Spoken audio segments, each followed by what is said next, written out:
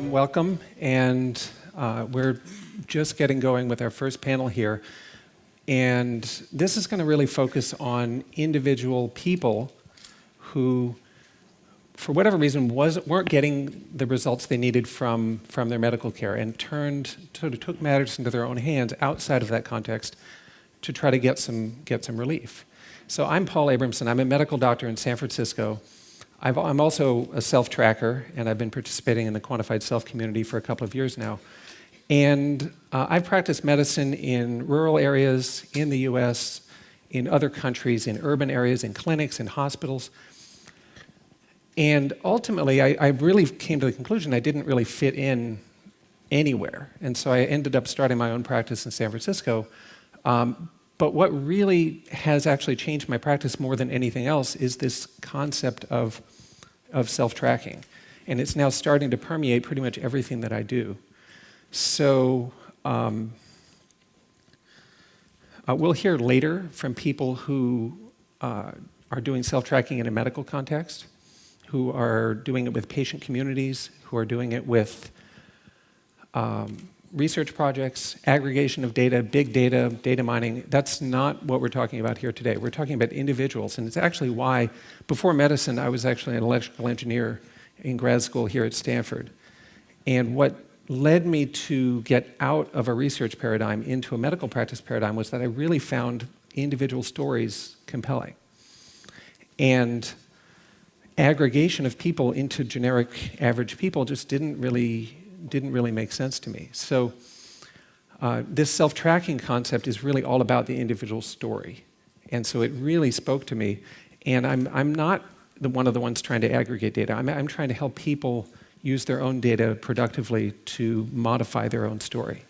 So we're going to have over 90 patient years of being sick here on stage. And what turned the tide for each of these people who have 20, 30 years of being sick was the self-implementation of self-tracking. And so I find that incredibly amazing. Now, the quantified self community started a few years ago as mostly a bunch of geeks playing with toys and tracking themselves. And it has really evolved from there to the point that we have all sorts of people telling very compelling stories about how it's changed their lives. So I'd just like to give some kudos to Quantified Self and Gary Wolf and Ernesto Ramirez for just really cultivating a community that's let people discover this. So I'd like to start by inviting our panelists up on stage, and I'm going to introduce each one with a little bit about their story, and then we're going to dive right into talking about what about self-tracking really, what have they learned from all this. So here's Katie McCurdy. Yeah. And I guess let's just do one at a time. So Katie, let's find some paper here. So Katie had the onset at age 13 of myasthenia gravis, which is a neurologic disease affecting muscle function. And that was 21 years ago. So she was doing okay with conventional medical care until she was in college. She had a big flare of symptoms and wound up needing plasmapheresis and needing high-dose steroids. And since then, she's actually been on prednisone. And that was actually going okay until 2007, when she started having intestinal problems. Was finally diagnosed with irritable bowel syndrome with small bowel bacterial overgrowth, kept getting treated with antibiotics to knock down the bacteria, but the symptoms would come right back, and it was affecting her myasthenia gravis as well. So eventually, she actually went to a quantified self meetup in New York City. I think it was the first one, and hadn't really been tracking, but had been paying attention to her medical history, and she presented her timeline, and I think Susanna put that up, of what had happened in her medical care, and was immediately cornered by a couple of quantified self-tracking people and started doing some coaching and self-tracking around her symptoms. And at one point, new symptoms cropped up: pain in her back, tingling in her fingers and toes, sweet-smelling breath. None of her doctors really had anything to say about this. So However, by tracking her own health, she was actually able to identify food triggers and supplements she was taking that were actually making her symptoms worse, and was able to turn the tide so that she now feels like she has a lot of control over her health care and her own medical condition. So next is Thomas Christensen. Yeah.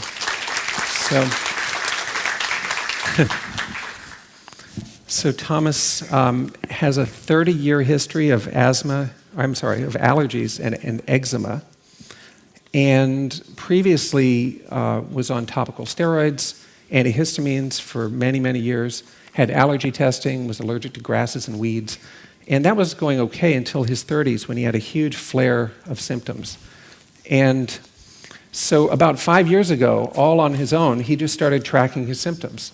So fatigue and sneezing and different things. And he actually came up with a hypothesis that it was something in his diet that was affecting his symptoms. So through self-tracking, he was actually able to identify a number of food triggers of his symptoms, and has really turned his situation around. And it's he's spoken at numerous quantified self-users groups about this, and it's really impressive. So that's Thomas.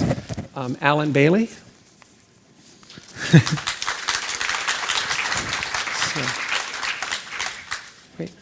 So, welcome, Alan.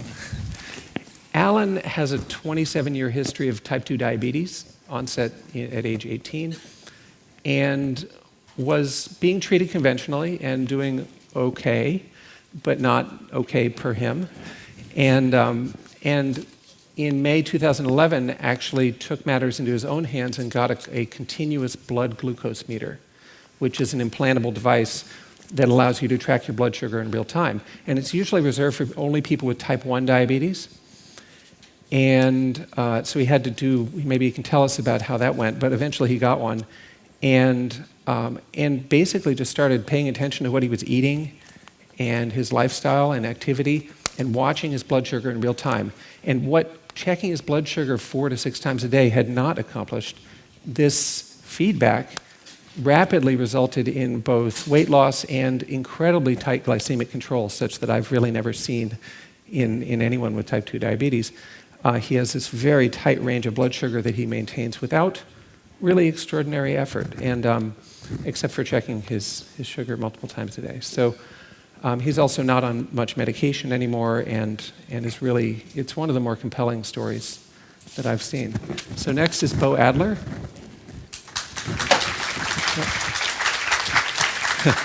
So Bo was in grad school, and he was sleeping 13 hours a day, and he was on the verge of psychosis. He couldn't wake up. He was acting crazy. He was feeling crazy. His doctors thought he was crazy. And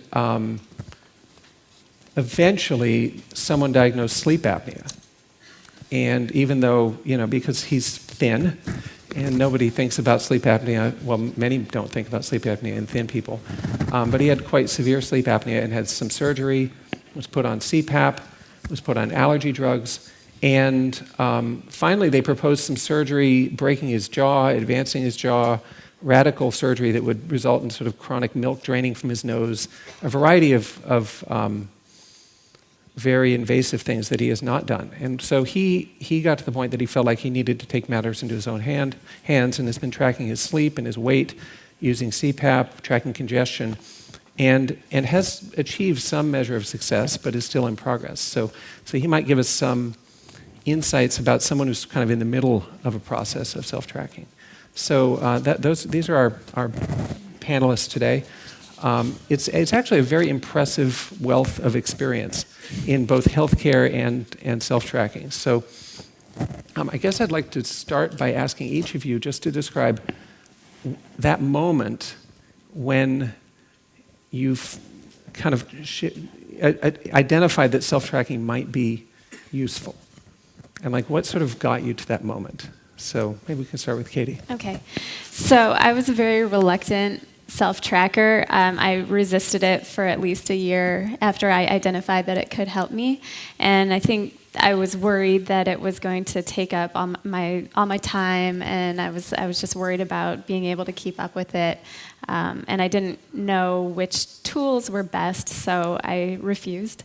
But then, luckily, I was cornered by Thomas, and so I started self-tracking with a health coach, and I just decided at that moment, okay, I'm just going to give this a try. So I've got kind of a support network here. I'll talk more about it, but I worked with a coach who helped me interpret my data. So it was really, I was reluctant, but then I just decided, all right, I'm going to do this, give it a try, see what happens. So. Right. So Katie is an example of someone who wasn't sort of this engineering mind that always was thinking about things in terms of numbers, but she came to it sort of from a place of some desperation with symptoms. Thomas? Yeah, so I guess I also kind of came from a place of desperation. My symptoms getting worse in my 30s, sleeping a lot during the summers, not being able to enjoy it. And then I was working as a management consultant with process improvement. And when I went to the medical system, I didn't see a problem-solving method being applied. I saw, looking at some symptoms and then administering some kind of treatment. But from my work as a management consultant, I know that if you want to improve a process, you have to observe the process and find what are the root causes of the problems.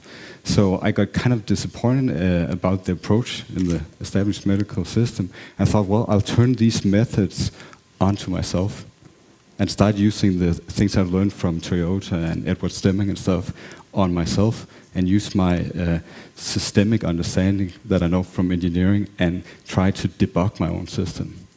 So it came out of desperation and kind of disappointment too. And then this insight that, well, I'm a system like the systems that I'm working with. Let's see if I can figure this out. Great. So, Alan, what was that moment for you?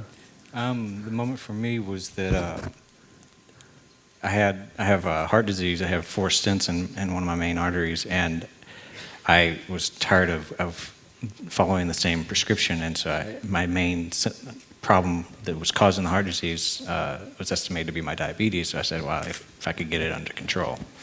And so I got the Dexcom just to find out why my blood sugar was out of control, and quickly found out exactly, what was happening, because I would eat something and see the result, and it was quickly clear what it was, carbs and bread and grains. So that's how I realized, hey, this will actually help me control it. It wasn't really what I intended. It was sort of, happenstance, but it turned out to be this really excellent feedback loop. I'm just wondering where you got the idea, because nobody probably in your medical world proposed that. Well, for the Dexcom, they typically use it for type 1 diabetics because it has an alarm system for low and high blood sugars. But for type 2s, they never thought about it as a behavior modification device. Right. And that's what it turned out to be. I didn't really realize it was changing my behavior until my wife said, "Why aren't you eating bread anymore?" She noticed it before I did. So it was kind of strange.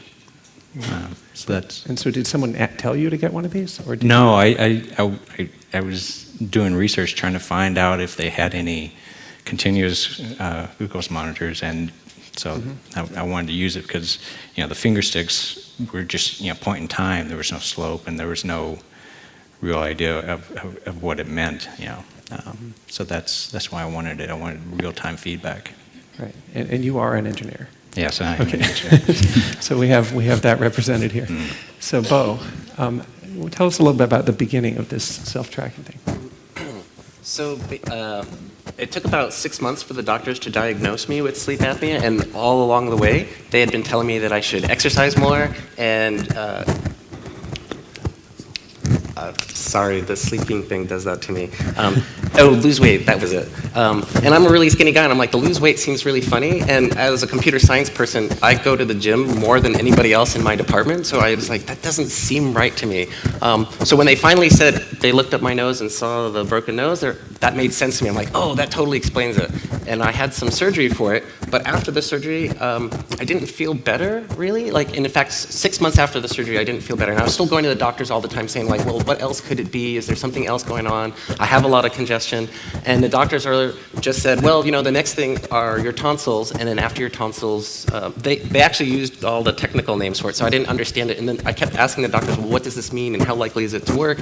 And they would only say, 50-50, and they wouldn't say what it meant. And finally, like, a nurse took me aside and said, well, basically, they want to cut out your tonsils, break your jaw, extend your tongue, and cut out the roof of your mouth so that milk comes out. And I fear pain a lot. So that's kind of what started me thinking, like, what else could I do? Hey, Bo, could you just pull your microphone away, a little bit away? Yeah, there we go. So what else could I do with to figure it out? And I had all these theories, and one of the things that I noticed about the doctors is that they didn't really figure out what was going on in my life. They just had a recipe book that they were following. And so sort of like Thomas, I was frustrated with that because I kept suggesting other things and they weren't interested. And so I decided finally, because it was either that or have surgery, that I would like come up with a bunch of theories, like, is it my girlfriend waking me up all night? Or there was a bunch of other things going on. And so I actually decided to try to measure my weight and to try to measure how often I go to the gym and see if I can tell a difference. Right. Wow. So we have a real variety of stories here. But actually there's kind of a common element in that they all came to a point where they're just, this isn't working. And so I'm curious also just to hear what if you told your doctors, I mean, you all have medical people in your lives, if you told them that you were self-tracking, or before you started self-tracking, if you told them that you thought there might be other explanations and that you were curious, and like, what was the response of without really, this is not meant to just disparage doctors like me, but what was the response? Katie? So I had, as you mentioned, I had some mysterious symptoms like burning in my hands and feet. I had this sweet breath. And when I would bring this up with my gastroenterologist or my other doctors, they couldn't answer. They never knew what was wrong with me.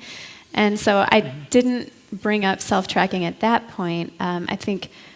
So I just started self-tracking. Basically, I said, okay, I'm not going to doctors for a while. I'm just going to do this other plan. Mm-hmm. So I did that for about 3 months. And then I did take some of my results to my general practitioner. Mm-hmm. And, she accepted it. I told her that, I found that certain foods were causing my burning, and she just thought it was really interesting. Uh-huh. So, she was very open to the idea. She didn't talk to me more about, working with me on self-tracking, but she accepted it. So, okay. Yeah. Thomas?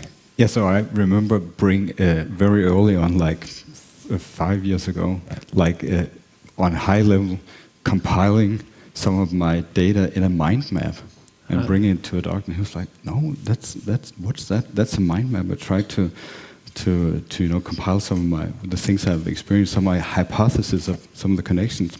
Okay, yeah, interesting, but let's do some tests. And that was it.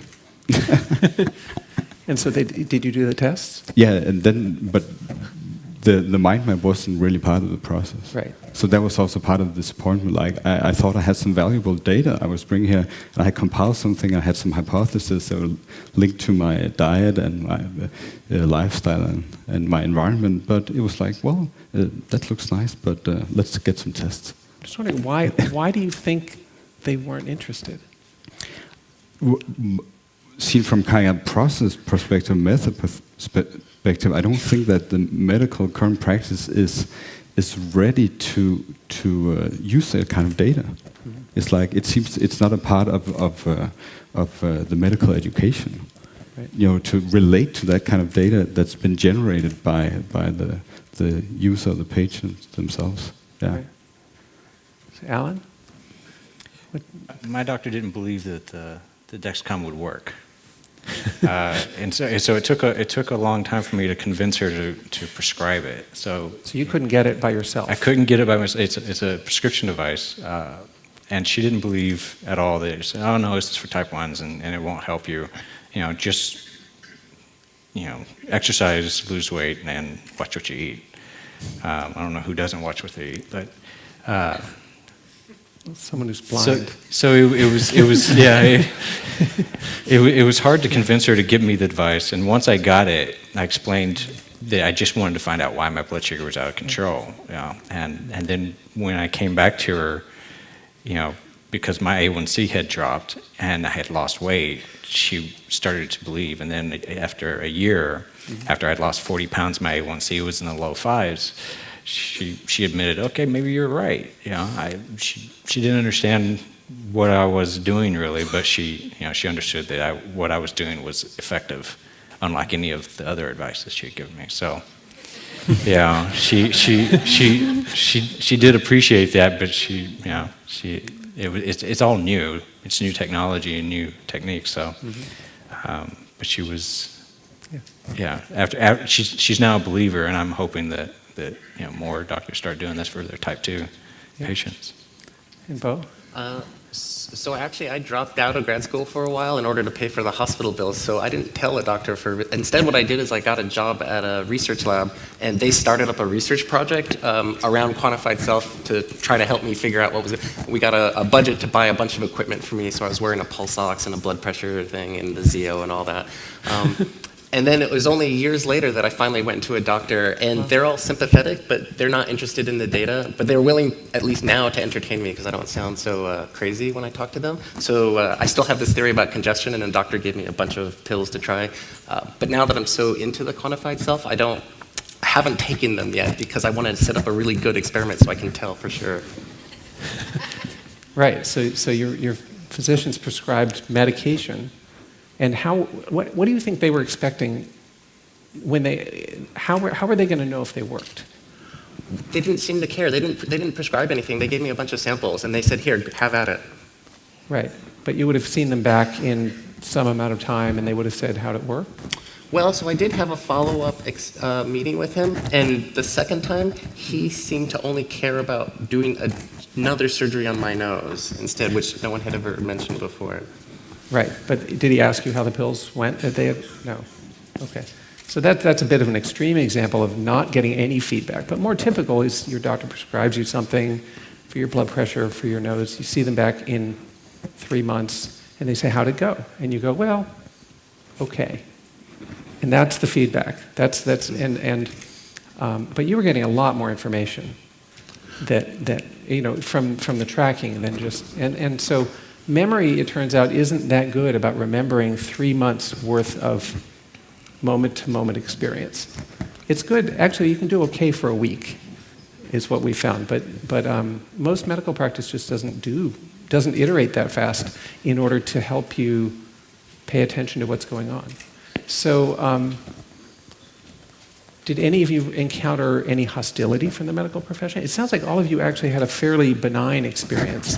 Like it wasn't, nobody got upset at you, but they didn't really engage with you. And it's amazing, we did not pre-plan this. These are 4 individuals from different parts of the world who all had very experience. It's like doctors are interested, or not, but mostly interested, but not engaged around this.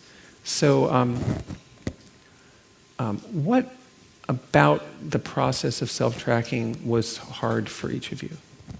I guess that would be a next, because everybody knows that adding something to your life that you do every day it's really hard to change your habits and to change your behaviors on a regular basis. And self-tracking in some sense requires some effort. So what about this was hard for you? So I've been trying to take pictures of the food that I eat, and one of the hardest things for me is remembering to take the picture. It's a little bit sometimes awkward, especially if I'm out to eat with friends or something, to like whip out my phone in the middle of dinner and then take a picture of my food. So that's been tough, and I actually have a lot of data that includes pictures of empty plates and empty cups, because I ate it, and then I just take a picture to remind myself. So yeah, I think just kind of being conscious all the time of what I'm doing and remembering to document it has been difficult. And how has that affected you, or how have you dealt with that? Well, I actually have done well with remembering. So I'll usually soon after the meal, I say, and I just type in what I ate instead. So I have been good about kind of keeping up with tracking. It's just the photo documentation that's been tough for me. So. Thomas? Yes, I guess as my business partner Mette, she said the other day, I think that kind of is very fitting description, is that if I decide on doing something, I just add a line of code in my brain, and then I do it. So what I saw with self-tracking is that, I had my methods and I could do it, but that I have a special personality type, so it probably would be a problem for most other people doing it as rigorously as I have been doing it. And his data is without gaps. Yeah. It's really very impressive for long periods of time, years of data. So just to give an indication, just since the beginning of May last year, I have made 33,413 observations of my condition and my daily living. That's the latest count.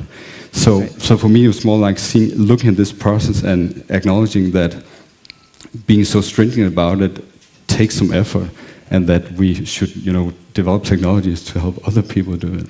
Right. But what was hard about this for you, or what didn't work right? Were there any frustrations? I also felt frustrations, like in the sense that all your hypotheses are always provisional. You might arrive at something thinking, okay, I've done an experiment now, this seems to nail it. Yeah. Okay, I can coast from here, but no, then you always kind of uncover another layer or a different dynamic going on. So of course there have been kind of periods of frustration and also kind of setbacks, where even though I had this amount of data and all these experiments, I could tell I hadn't really nailed it yet, right? But of course that's also kind of incentive to just carry on. Right. But when you're in that kind of situation, you kind of have to trust your method and stick to your guns, and believe that, okay, the way out of this route is kind of just continue doing it. Right. Yeah. Alan? Well, I'm kind of fortunate in that mine is an ambient collection device, and I don't actually have to do anything other than look at the device as I go through the day, and so it's kind of the ideal of a quantified self device, in that it's just something that's collecting for you, because people like to have do things for them. But the interesting thing that for me, that I got into the habit of watching what I eat, and then within a half hour I'll see the graph going up, and I'll know how it will affect my blood sugar very quickly from that. So I guess it's kind of different for me in that mine's really easy. Yeah, well, you still have to check your blood sugar to calibrate it, right? Right, you still do that. And interesting thing is that I'm more motivated to do the finger sticks than I was before I had the device, because I wanted to keep it calibrated and to have a control check. Right. Well, actually, that would lead into my next question about active versus passive data. But Bo, what? So when I started tracking, I was using a spreadsheet, and that was difficult. But harder than the spreadsheet was the theory that my girlfriend was causing a problem, that she was not happy about that idea.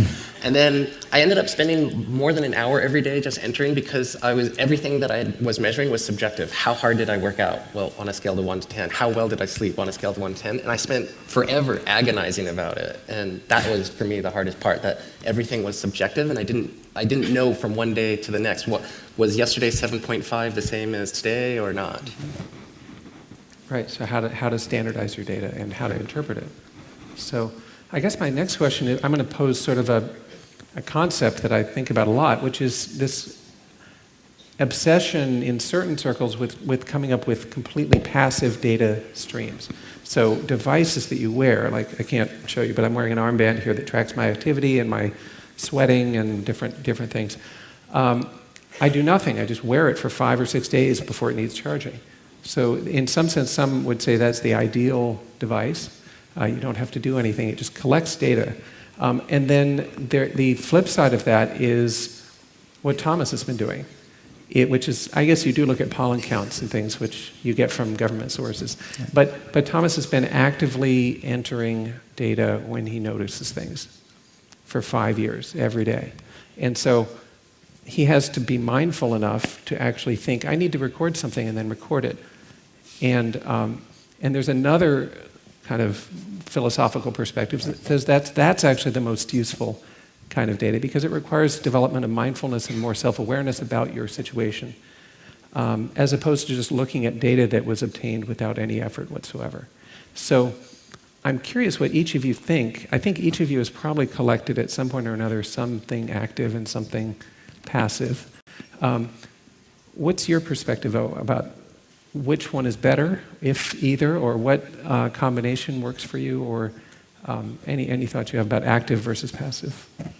Yeah. So my ideal would be passive data collection about the food that I'm eating, like a sensor in my stomach that says, here's the makeup of the food you just ate.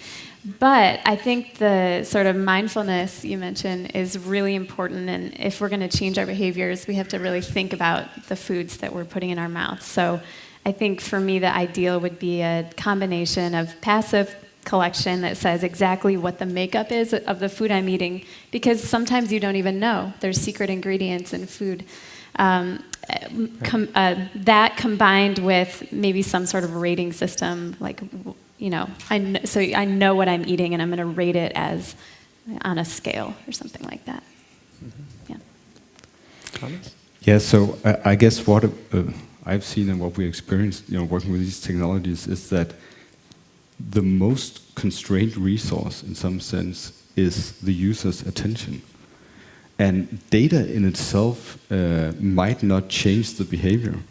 And if you want to, you know, close that loop, and you want to work with that constraint, then the active data gathering, where you have the being mindful about it or pay attention to something, will close that loop faster. And of course, then there's the layer on top of that, which is, you know, getting data, whether it's active and passive, but also have a method for gathering useful data, but then of course also looking at it and then implementing experiments in your own life. So I think that there's that layer too. So in that process of looking at the data, you might find out that some, you know, passive sources might be of great value in specific conditions. I think Alan's case is very interesting in that sense, that there's a very clear correlation between your blood sugar levels and how you're feeling. For my condition, and probably also for yours, Katie, it's much more about our immune systems and the biochemistry, and you know, low levels of that is so much more complicated that, you know, paying attention to your subjective experience of it is actually your body telling you something very valuable. Right. And you have to pay attention to know what your body is telling you.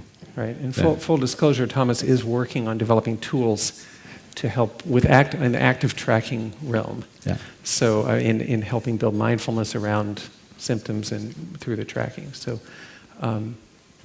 Alan, I guess can you step a little bit bigger than your case, because you're an engineer and you work for a company that right. Fitbit, which is involved in self-tracking. And what do you think about the whole active versus passive thing in general? Well, active, you have to, you know, develop the habit or the mindfulness to record and to be aware of what you're recording. And I think active recording probably works best if it's as objective as possible. Right. You know, like in my case, where my blood sugar count is kind of it's just a fact. And I can correlate with that, you know, how I feel and what I ate and whatnot.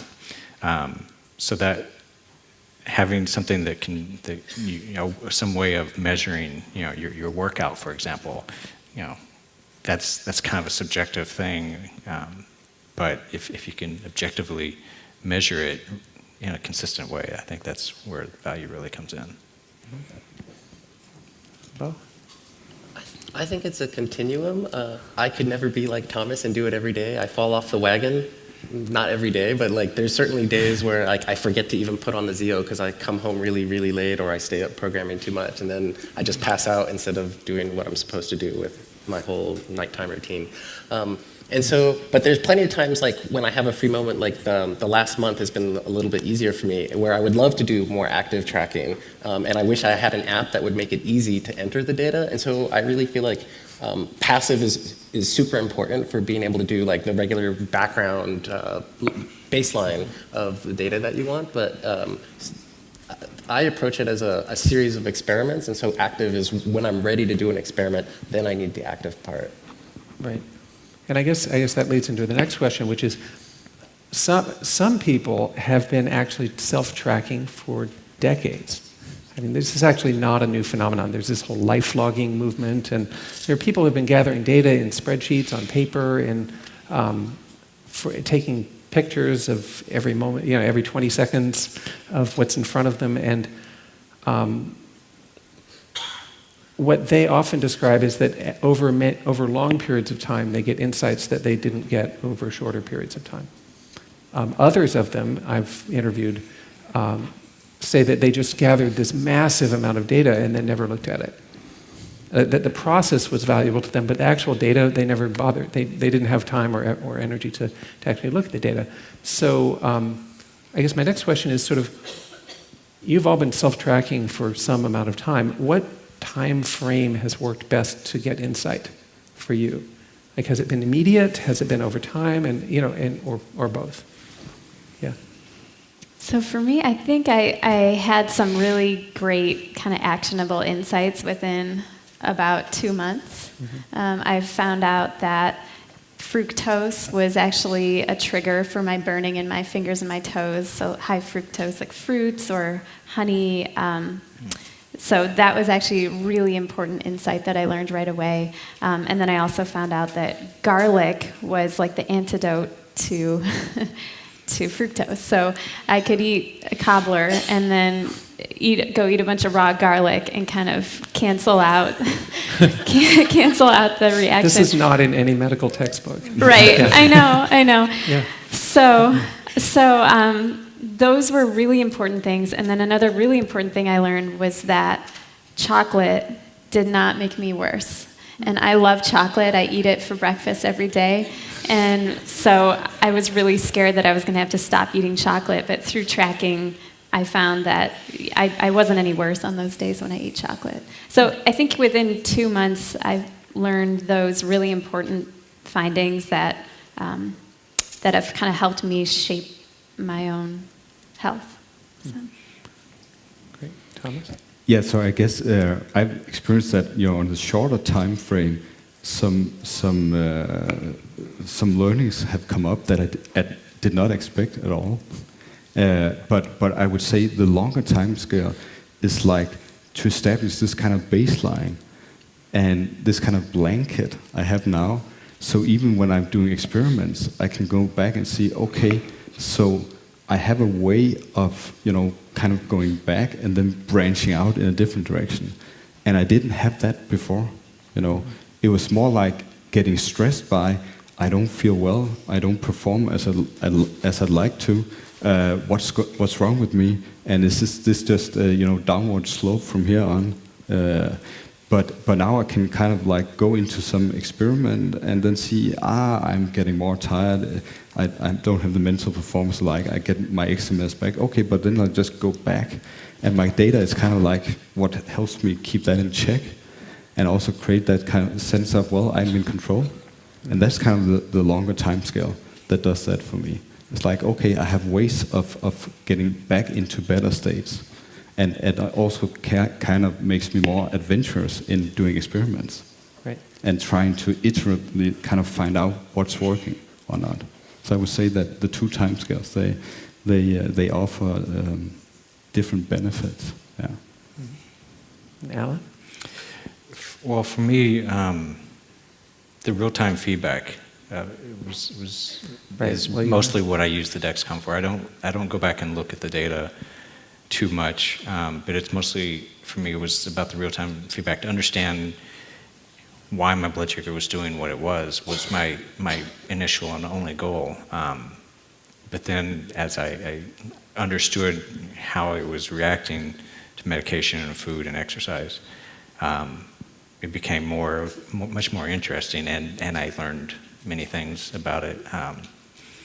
So if it hadn't been as real time, I don't think I would have gotten as much value, or wouldn't have gotten as much control. You were able to out of see it. some very quick results that motivated you to keep Right. doing it? Right. So if I ate, a sandwich with bread and it spiked my blood sugar, I quickly learned, if I go do a 1 or 2 mile walk around the campus really quick, it'll come right down.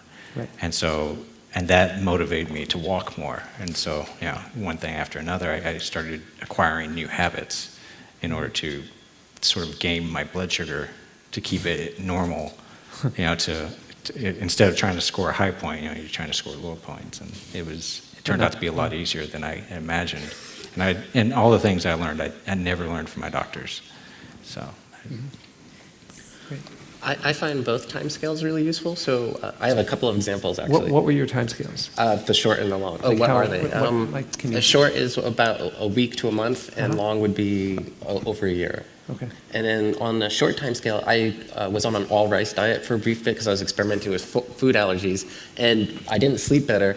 But as soon as I got off of it, the first thing I did is went to my favorite burger place and ordered some soda, and all of a sudden my nose started dripping like crazy, which is something you would never, I wasn't looking for it, right? It's that kind of thing. So that short time scale is really interesting. Another one was when I'd gone to Quantified Self and presented my data, I also I still do, drink a lot of soda in order to help stay awake, and a lot of people said, it's the soda. So I went through my ZEO data and I did a graph, and sure enough, like what you see is like the nights that I sleep really bad are the days that I drank a lot of soda. And so I was like, wow, maybe I should stop drinking soda. But then when I looked at the data, I found out that the worst nights there was only 2 of them actually, and just that the graph doesn't show you that.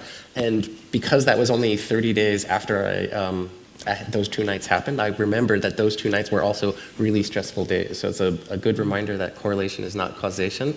And then on the time scale of a year, like I looked again at that same data and found out like actually it's pretty flat. I can drink as much soda as I want. Right. That's not a medical recommendation. So is there, well, that was actually a surprising thing you learned, and by sticking with it. So are there any surprising things that happened that really were totally unexpected? I have some examples Yeah, too. sure. In the sense that on the longer time scale, looking at last summer and this summer, I sneezed much more this summer than last summer, but I felt much better this summer. So I kind of now find out that the sneezing is probably not really the problem, right?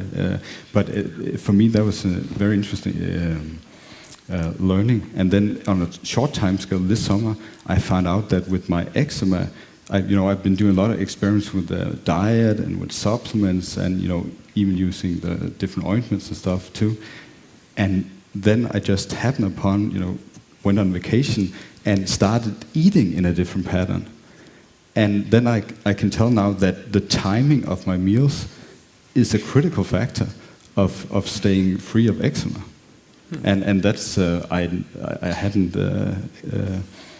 foreseen that at all. And that came out of like just going into a new environment, a new situation, but still being self-tracking, and then being able to go back and see, so what happened? What really happened there?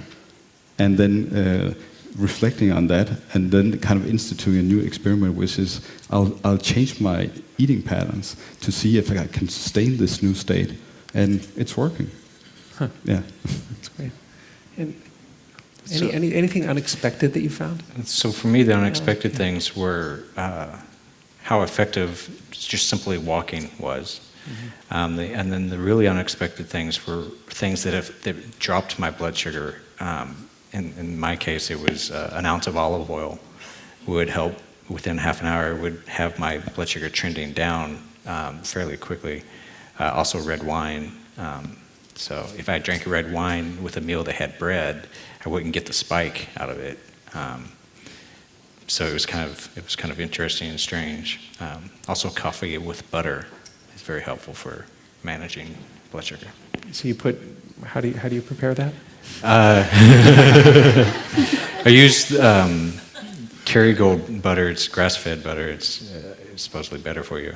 But I put about 1 to 2 tablespoons of it in there, and it, How is that better? I don't know why it's better, but it will lower my blood sugar. And the other thing that was surprising is there's this thing about when you wake up in the morning, your liver will want to dump a bunch of glucose into your blood. If within an hour, my blood sugar will start spiking, unless I eat within half an hour, protein and fats only, no carbs, and then it won't take the spike. It'll just flatten out, and that works every time, unless, of course, I'm sick or stressed, which is the other surprising thing. Is I'll know a day before when I'm catching a cold or something, because my blood sugar will start spiking abnormally. And then I was like, oh, okay. So it's an interesting early warning sign for that. So. Great. Is there anything totally unexpected, Bo? Yes, that the doctors were right about the losing weight and exercising more. So last year I decided to, I don't know that they were exactly right, but last year I decided to do a triathlon, and I ended up losing 20 pounds and got a lot stronger than ever. Like, I was exhausted after every weekend because I was training all the time, and I slept like a baby for like the 2 months around that. And then it got worse again. Got it. Can I just check in on what our end time is for the panel? Anyone? There was a little confusion about the length of the panel. So how long do we have? 35 minutes. Oh, wow, that's time. Great. Outstanding. Thanks. So I guess one thing I'd like to ask is if you could give a message to your medical team that they would fully listen to and act on, what would that be? What would you love to have from the medical world that might help you or assist with this, Katie? Or is there anything? I guess I would, because there are still things that I'm experiencing that I haven't been able to explain and that doctors haven't been able to explain. So I don't know if it's a message, but I think that I would like to work more closely with my doctor around tracking, just to try and figure these things out, or even just researching a little more about those mysterious symptoms that I have. And because, I talked about the garlic, and you said that's not a standard treatment. But I'm finding things about myself that aren't traditionally legitimate. And so I just would like some validation, I guess, and to work with a doctor who believes me. So. That's a very good message. Thomas? Yeah, so I guess I would like to go and teach them process improvement methods.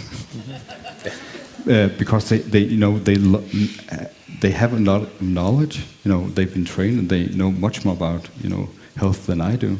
But as I said early on, I was lacking this method. So I'd like to go and teach them the method of how to improve processes and also then ultimately people's condition.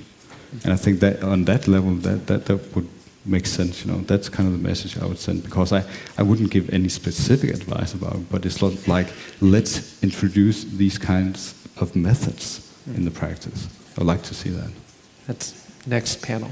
So, Alan? I think I would like my doctors to prescribe the device, at least temporarily, to type 2 diabetics, in a larger study, just to see how much behavior change and improvement they get. Because I think it really did. It was definitely made the difference for me. In 27 years, I'd never had this much control and didn't know what was really happening. And now we have a device that can give you that kind of information that is just not available Right. So this device that Alan's wearing isn't cheap. I mean, well, No. that's a matter of perspective. Right. So how much does one of these things cost retail? I don't know. I think about More or less. $1,000 for the initial outlay, and then about $400 every 2 months, For or sensors. maybe So- more. Or 2,500. Maybe. well, retail, wholesale, Yeah. anyway. So Yeah. it depends on. Yeah. Yeah. That sounds like a lot of money, or it might to Right. some, but compared to the complications of diabetes, the cost of someone with diabetes to, say, Blue Shield Right. over 30 years, And millions. good control. I'm sure those studies have been done, but I suspect it's a little bit more than a few $1,000s. Mhm. So yeah, that's amazing. So Bo, what would you tell your? Well, mostly I would echo what they said before. I would want someone who's a partner that can help me. So especially in the beginning, I was pretty much out of my mind, and I didn't know anything more than to collect it in, and I spent a few days looking at it saying, what do you do with it once you have it? And I forgot all about statistics, even though that's a little bit what I major in. So like someone to help design the experiments and will read the research papers, because they're so hard to understand too. So a partner. Right. Well, Bo's an example of someone who is super smart, very well educated, completely in charge of his life, but then he's impaired by a medical problem and just can't function. I think that's very common. I do a lot of work in hospitals, and frequently someone who's otherwise, previously was completely in charge is so sick that they just can't really advocate for themselves. And so self-tracking all by yourself does require a certain measure of organizational ability, and somehow, Bo, you managed to do it while you were not doing well, but which is very impressive. But yeah, having a medical world, because that's where people go when they're feeling overwhelmed, is to doctors largely that would meet you there and support you a little bit would be amazing. So I think there's allowed questions from the audience. I think there are microphones. Can someone from the staff help us figure out if you want to ask a question? I think there's a microphone over there. If you could actually get up and are there runners for microphones? No. There are microphones in the audience. I hope is this on? Yes. Okay. I have, I guess, two questions. If you could introduce yourself. Oh, sure. My name is Yeah. Steve Wilkins. I'm with a blog, Mind the Gap. I'm here as an e-patient. I'm curious what your friends in your social network and your families think of you. Because you exist within a context in jobs, family, friends, doctors. And you've kind of left the impression that if doctors were more engaging, it would make your self-tracking easier. What about your social circle? Do they think you're nuts? And how many of you, and are you so different that you are the exception rather than the rule? Just your own impressions. Yeah, I'll start. So I'm already the exception in my social circle because I do have this disease, and sometimes I can't keep up with everyone, party all night. But I'm working with a health coach named Josh, and full disclosure, Josh works with Thomas from Miami. And so actually my self-tracking is kind of personified. So I'll say, I'm taking a picture for Josh. And so my friends say, oh, do you need to take a picture of that for Josh? Like they'll remind me. So yeah, they notice, and they know it's just part of my greater struggle to try and kind of maintain my health. But I think they support it. So. Anyone else have a thought about that? Yeah, I guess that I've experienced going into different social circumstance situations, then suddenly you kind of noticing that I'm at a wedding and I'm doing self-tracking. I want some good data. What's the codex here? How does it feel to pick out your iPhone and take photos of food when you're at a wedding? Those kind of things. So for my friends, it's not, but it's more like experiencing doing self-tracking in those kind of contexts where you have some friends, but also a lot of strangers, and how will people look upon this? But I've been like, okay, I'll stick to my guns. I want some good data, and then you might also have a good conversation with people. people that you don't know, they'll ask, so what are you doing? So, and then you can start telling about it, and of course that's a way of sharing these experiences with others, and also perhaps inspire them if they have some issues to start looking at it and finding out that you don't have to be a social outcast or anything to be doing it. Are people you introduce this to largely interested and supportive? Do you get any resistance from? Largely supportive, I would say. Yeah, I guess most people, when they hear kind of the purpose of it, they don't want to start criticizing it, right? So, Alan, how has your social milieu responded? My social network, mostly they see it as this interesting device that I use to take control of my diabetes, and mostly they associate it with my weight loss. It's like, oh, this is how suddenly Alan became skinny, which is not really right, but it's close enough. But other than that, they just think it's really neat, and sometimes they'll offer me something to eat, and they'll go, oh, well, wait, is that going to be bad for your blood sugar? And so that's kind of... What do you say if it's something and you're not sure? If I'm not sure, I say, well, let me try it and we'll find out. Yeah. Exactly, and you can. You can actually I can do that experiment, and the consequences, you have enough data, you're probably pretty confident that the consequences won't be catastrophic. Right, because now my insulin response is more normal than it has ever been, so. Right, and Bo?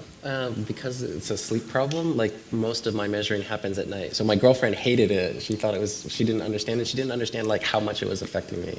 But yeah, everybody thought I was a little nuts, but I'm nuts anyway, so. And how has that changed over time? Because you've been doing this for a while. What do you mean, how has it changed? How people are responding, your girlfriend, your friends? Well, now so when I was in the research team, like I was wearing all sorts of equipment during the day too, and that's sort of part of my personality, so people got to accept it pretty quick. Uh-huh. And now at work, like it doesn't even come up. We're all just staring at the computer. Got it. Yeah, it's all nighttime measuring, so nobody knows about it anymore. Got it. Any other questions? Great. Yeah.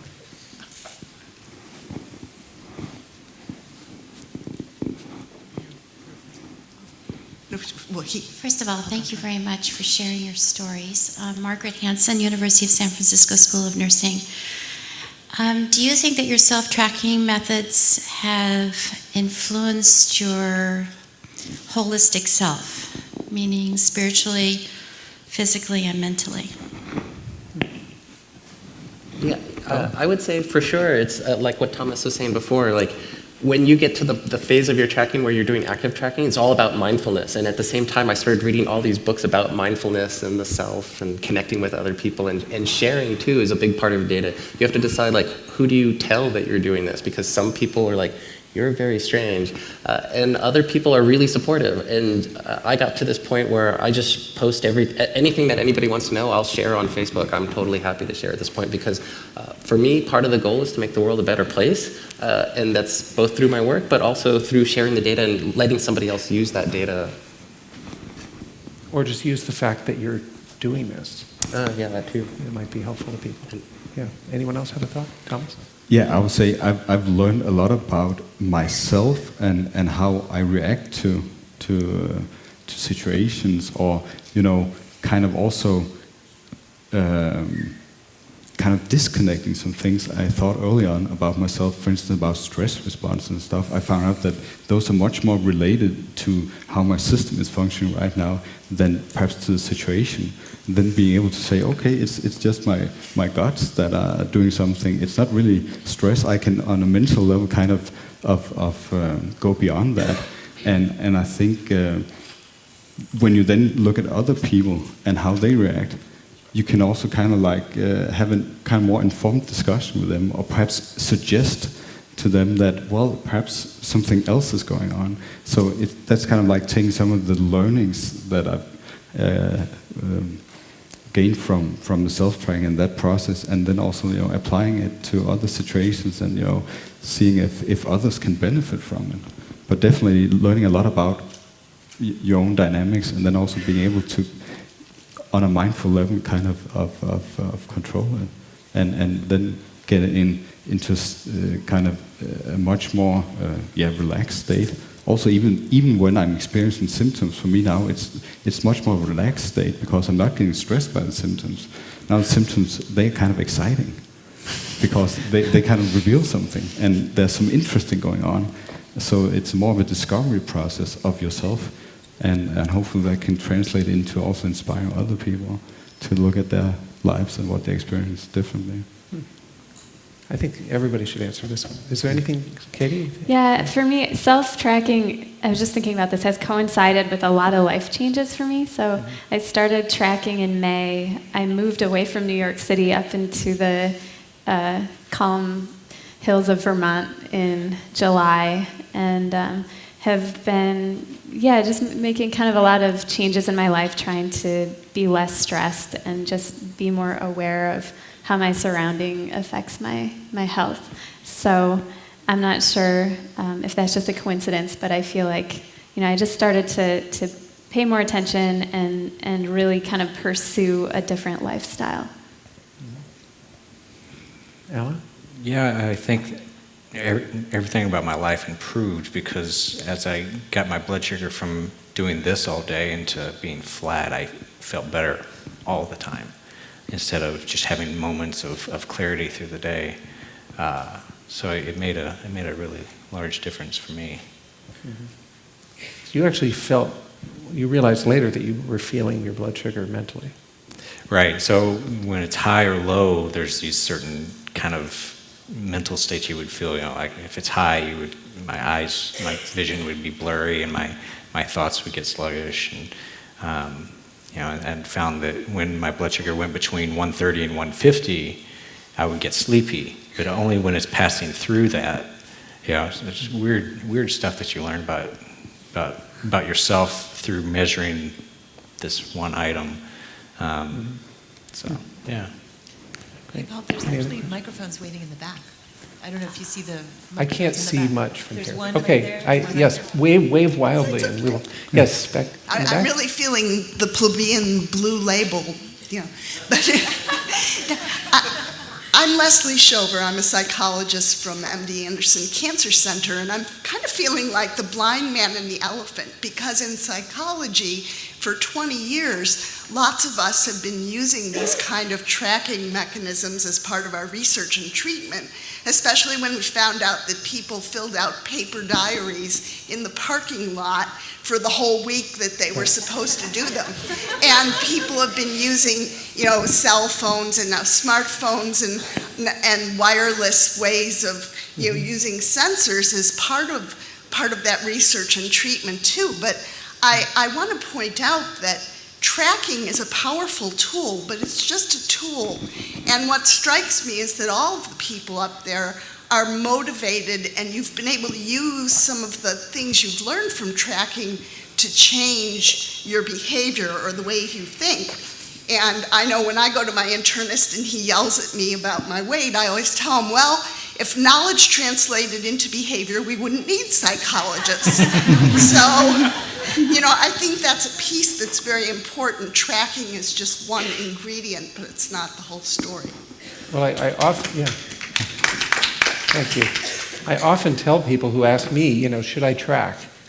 And my question is usually, based on observing a lot of people doing this, if you have something that's a problem or that you want to understand, if you're really motivated about something, then it can be very fruitful. If you're doing it just because it's cool, or someone told you to, or even if your doctor told you to, if you don't really, if you're not, having some moment of crisis or some moment where you're really wanting to figure things out, it's really not that useful. So. Well, plus, it's often useful in the short term. But how many of those 11% of people who downloaded the calorie tracking apps still use them a few weeks later? So that's the key, is getting people to keep on using these kind of methods and keep on making changes. Yeah, and we'll talk about that, I think, in the other panels about how this can be integrated into other settings and use communities and other people to help make this more engaging. Thank you. Is there anyone? Yeah, here. Yeah, okay. Hi, I'm Ian, and I have type 1 diabetes, so I too track my blood sugars, and and I share the numbers with a community of people like me with the tool that I've developed. So my question is, to what extent are you willing to share the data you collect with patients like you, and do you think that would be helpful to you and others? So I think this is a question about, for each of you, of, like, your personal data. Obviously, I think each of you has shared it in public. That's now on video on the internet at Quantified Self Meetups. So you have been willing to share your experience. But how much do you think it would be valuable for your personal experience to be shared with others, and how much, I guess, how much of the actual details would be helpful, and then how much of the process would, whether it's your own personal experience or whether just, how do you think about sharing? Yeah. So I feel like I would love to share all my data, because I'm up here talking about my story, and I don't need to keep it to myself. So if I think that it'll help any other patients who maybe have the same autoimmune disease that I have, or who have IBS, if I could share my data in a format that makes sense to them. I don't want to just share my raw data, but share trends or findings. I would love to do that. And as far as process of tracking, is that what you mean? Yeah, whether or not, do you think, one question, do you think the effect that glucose, or that garlic has on your metabolism of sugar is likely to be relevant to others? It could be. Yeah. Okay, maybe. Maybe. I don't know. I would love Yeah. to put it out there and maybe see if other people with my same symptoms, they could try that as an experiment and see And if then it the other question would be, what about just the fact that you had a problem and you applied tracking? How useful would that be to others? Yeah, I think it could be really helpful, especially for people with gastrointestinal problems. I think that's a great tool. I think, there's a lot of kind of tweaky things with carbs and sugars, and I think it would help a lot of people. So. Thomas? Yeah, so I have the same inclination that I would like to share learnings and findings, and also some trends or aggregates of my data. But my data is time-stamped and location-stamped, and it will. If I just shared that raw data with the world, I wouldn't feel comfortable at all, because it would tell so many intimate things about my life that I wouldn't share with anybody. But I would be willing to share parts of my data, for research, where I know that it's used in a setting where there are regulations and rules and processes for protecting the anonymity of people that are part of studies. But I wouldn't just publish my raw data. No. Alan? I have shared my data, and my attitude towards it is, because it's not really personally identifiable, it's just kind of raw, kind of objective measurements. I'm okay with that. I totally would love to share it with a community of other people that are doing the same thing, so that we could each learn from what we've learned. So personally, I'm okay with sharing it. And Bo? And I think sharing's really good too. And I think it's important to be able to learn what's wrong with the data. So for instance, I wore a blood pressure thing for about a year, but it was only after a year a doctor said, oh, you're totally wearing that the wrong way. So even though the numbers were maybe comparable with each other, you couldn't compare it to anybody else. So there's that danger. But I would love to have somebody analyze all my data for me. Great. Hi, Question? Yeah. my name is Jules. I'm a nurse here as an e-patient, and also I blog. I have type 1 diabetes, and I also have a child who has type 1 diabetes.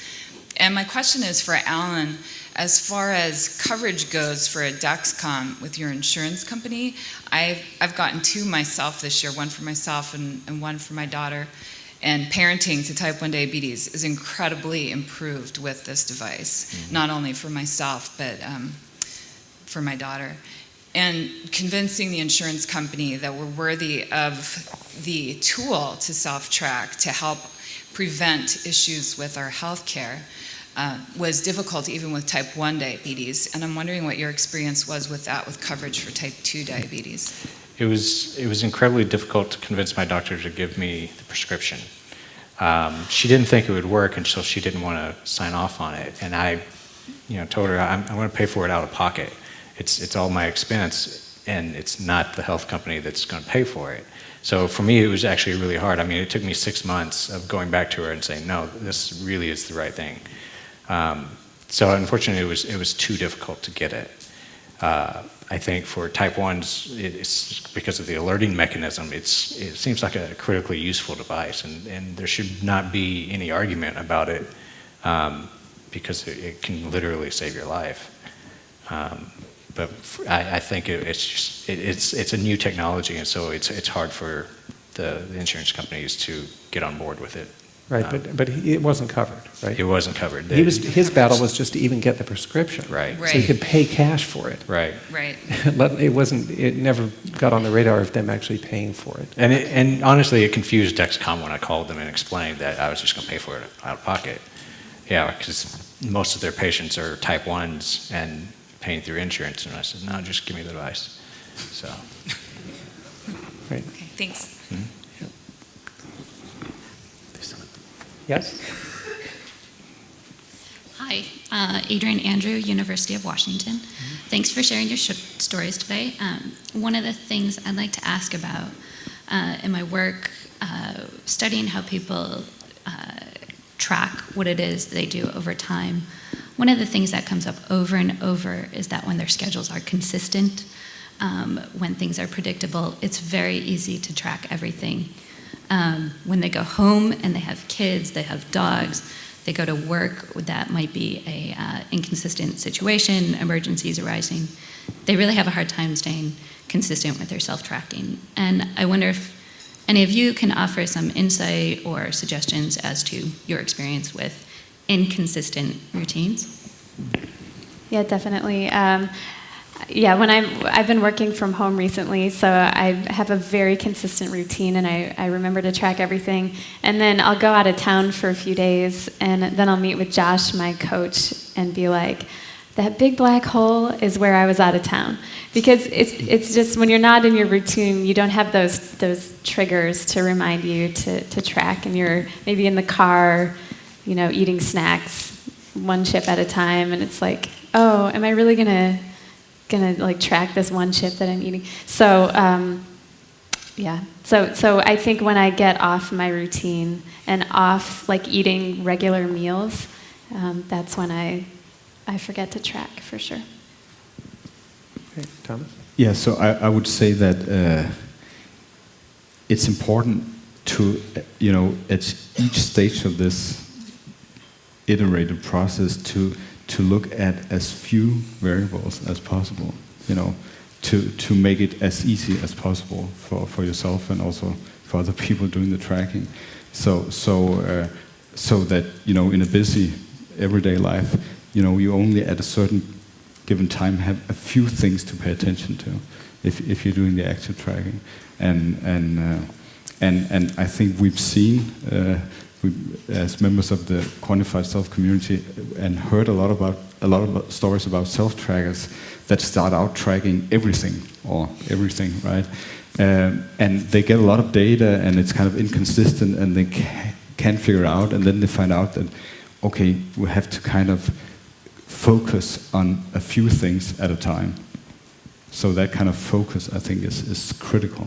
Focus on a few things at a time, and then create, as you're talking about, Katie, to kind of create the habit of self-tracking on top of that. But make it simple. Yeah. Bo? To me, it's just that same question between active and passive. So if there's not something wrong that's really motivating you to do the tracking, like if you can do passive tracking, I think that's the way to go. And that's mostly what I do with the ZO and the weight tracking. But when something is really wrong, you'll remember basically almost every day because you're just feeling miserable every day. Yes. Hi, my name is Britt Johnson. I'm also the HERT blogger, and here as an e-patient. And I deal with a lot of chronic pain patients and arthritis patients in the autoimmune community. And a lot of us find that actually self-tracking can be an adverse effect on our health, both physically and mentally. And I know, Bo, you mentioned that you spent up to an hour a day, and with over 33,000 incidences. I'm wondering if any of you have found that it has adversely affected your lives or your health specifically. any harm? Or thoughts about that? I think I was actually a little worried about this because for me, I usually have a hard time in the mornings, and so then I'm fine in the afternoon. So every day I wake up and it's a new day, and I try to be an optimist. And I think that's part of the reason I resisted self-tracking, is because I didn't want to bring attention to this problem that I was having every single day. I haven't found that acknowledging it and typing it into my phone has had any adverse effects on me mentally. Mm-hmm. I think more than anything, tracking has helped me to understand my triggers better. And so it actually, like Thomas was saying, I feel more calm even when I'm having problems. I feel more mentally calm about it because I usually know what caused it. Do any of you, sorry, just to clarify, deal with chronic pain that, is such a mind-body connection that I think that's part of the difference that can be an issue with self-tracking sometime? Are you saying that paying attention to the pain makes the pain worse? Yeah, by focusing on it Right. can actually make it worse. So there's I have worked with fine people line. around that, and frequently, if there is a symptom that is very negative or disturbing, then you track other things that are measures not of the pain, but maybe some activity you do when you're having less pain, or some activity you tend to do when you're having more pain, and you track the activity instead of focusing on the sensations. And so there is a mind-body medicine sort of strategy to this in terms of framing things in a positive light if focusing on the negative could be really harmful. So yeah, no, that's a really good point. Yeah, Thomas, we have 2 minutes. Yeah, and I guess also like if you're just tracking pain or tracking symptoms, but you don't have a method or process for creating improvements, then you might get stuck like, okay, I'm recording all this pain, but where's the way out? So I think that's an important part of to it, that if you're part of a situation where there's a method or process for making progress, then I think that's also what you're saying, Paul. That's framing it in a different way, and more beneficial. One last question. Yes. Thank you. I'm Paul Moniz with Albert Einstein College of Medicine. I have a question for any of the folks who'd like to answer this. I'm curious about how your relationships have changed with doctors as a result of your self-tracking over time. Have you changed practitioners? Have you gone integrative? What kinds of things have changed for you? Does anyone have a story around that? I just saw a doctor 3 weeks ago, and I came in there saying I track myself, and like I need to have a new sleep study, and like we're going to approach this more scientifically this time. So it's given me a lot of confidence that like the doctors have their whole the insurance companies are pushing the patients through so you can get enough money and all that stuff, and I know what I want now, whereas when I was starting, I had no idea what I wanted, and it was really easy to push me along in a certain direction. And so it's helped me a whole lot, and so I'm hoping to have more information in a few months. Great. I'd like to thank all of our panelists here for being so open about their personal stories, and thanks.